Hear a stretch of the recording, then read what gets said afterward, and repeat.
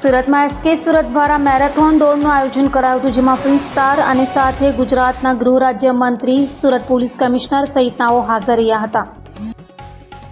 સુરતમાં વરસતા વરસાદ વચ્ચે એસકે સુરત દ્વારા મેરેથોન દોડનું આયોજન કરવામાં આવ્યું હતું, જેમાં ફિલ્મ અભિનેતા સરમન જોશી, ગૃહ રાજ્ય મંત્રી અને સુરત મજૂરા વિધાનસભાના ધારાસભ્ય હર્ષ સંઘવી તથા સુરત પોલીસ કમિશનર અનુપમસિંહ ગેહલોત સહિતના મહાનુભાવો હાજર રહ્યા હતા.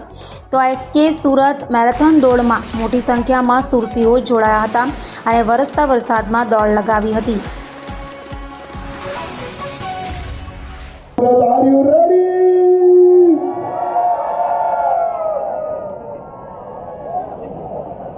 કાલે ઇન્ડિયા જીતી ગયું. ભાઈ મજા આવી બધાને. એક વર્લ્ડ કપ ની ફાઇનલ નું બાકી હતું એ કાલે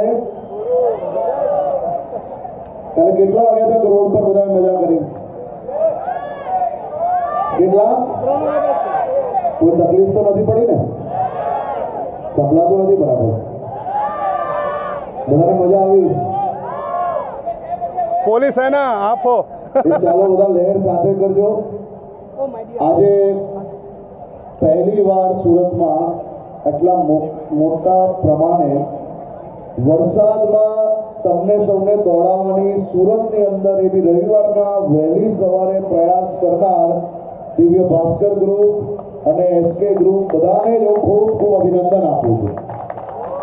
કારણ કે સુરતી લાલાઓને આટલા વહેલા જગાડવાના, એવી વરસાદના ટાઈમે, એવી ફાઇનલ મેચના રાત્રે 3 વાગ્યા તક લોકો જાગ્યા હોય, સુરત શહેરની ગલીઓ અને રોડ પર ચારે તરફ ઉત્સાહ અને ઉત્સવ ચાલતો હોય અને 2 કલાકમાં ઉઠાડીને પાછા સુરત શહેરના રોડ પર લોકોને દોડાડવા, આ લોડાના ચના થવા જેવી વાતો છે ભાઈ. તો આ હજારોની સંખ્યામાં, આટલી મોટી સંખ્યામાં તમે સૌ લોકો અહીંયા ઉપસ્થિત છો. આપ સૌ લોકો મજાથી આનંદથી દોડવા જોડે જોડે આપણે સુરત શહેરને સુરક્ષિત અને સ્વસ્થ રાખવાની જવાબદારી આપણા સૌની છે. આપણે સૌ લોકોએ સંકલ્પ લેવાનો છે કે આપણો શહેર જે દેશભરમાં સ્વચ્છતામાં નંબર 1 છે એને આપણે સૌ લોકોએ ટકાવી રાખવાનું છે. સૌ લોકો સાથે મળીને માત્ર મજા માટે નહીં પરંતુ સામાજિક કાર્ય માટે બી સાથે મળીને દોડશો. નાના મોટા કામમાં સુરતીની સ્પિરિટ તરીકે આપણે લોકો આગળ વધશો.